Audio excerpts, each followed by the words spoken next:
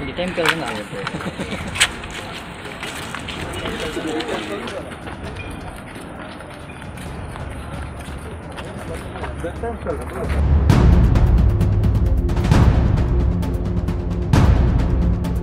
Syederalun, oknum Ketua Ormas Pemuda Pancasila atau PP Insanul Afwa sudah berkepala botak ketika dihadirkan dalam rilis kasus oleh Polresta Deli Serdang pada Selasa 21 Februari 2023.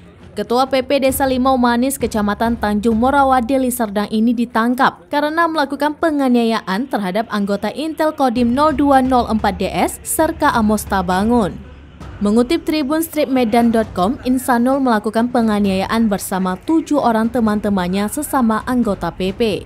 Usai Kapolresta Deli Serdang Kombes Pol Irsan Sinuhaji memberikan keterangan kepada awak media, Insanul pun langsung digiring kembali ke tahanan oleh Polres. Tampak ketika berjalan, Insanul sedikit pincang, terlihat ada sedikit luka lecet pada bagian lutut kakinya. Personel polisi yang menggiringnya pun tampak sedikit membantunya untuk berjalan. Dan Dim 0204DS Letkol Cizi Yoga Febrianto sempat hadir mendampingi Kapolresta dalam paparan kasus. Saat itu pun ia memberikan pernyataan tegas dan harapannya. Yoga kepada awak media mengatakan ia selaku Komandan Kodim tidak terima anggotanya dianiaya oknum Ormas Pemuda Pancasila. Lanjut Yoga, ia sudah menyerahkan proses hukumnya ke Polresta Deli Serdang.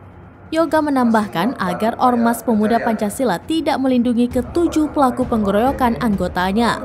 Sementara itu, Kombes Pol Irsan Sinuhaji mengatakan sejauh ini mereka masih terus melakukan pengejaran terhadap 7 orang pelaku lainnya. Disebutkan identitas dari masing-masing pelaku sudah mereka ketahui.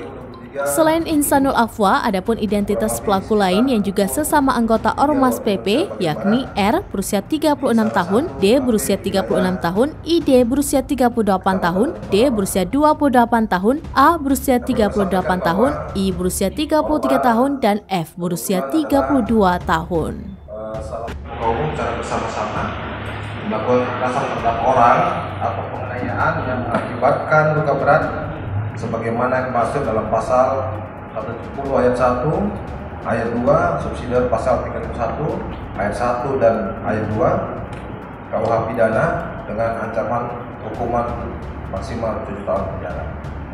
Sebelumnya kami mohon maaf rekan-rekan, pasca kejadian kami tidak segera melakukan rilis kepada rekan-rekan karena kami bersama Kodim 0204 masih melakukan upaya pencarian